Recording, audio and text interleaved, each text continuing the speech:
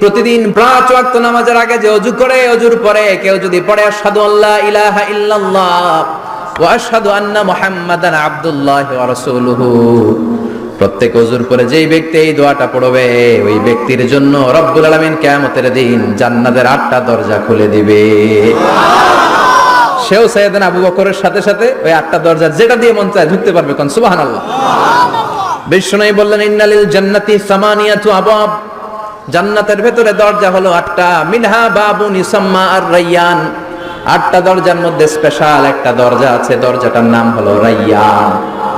লা ইয়াদখুলুহু ইল্লা সাইমুন, রোজাদাররা ছাড়া কেউ রায়্যান দরজা দিয়ে ঢুকতে পারবে না। যারা রোজা রেখেছেন তাদের জন্য এন্ট্রি দেয়া হবে এই দরজা দিয়ে ঢুকার। আবার বিষ্ণু বললেন মান দাখালাহু লাম ইয়াজমা আবাদা, একবার রায়্যান দরজা দিয়ে ঢুকার সুযোগ যে পেয়ে যাবে চিরকালের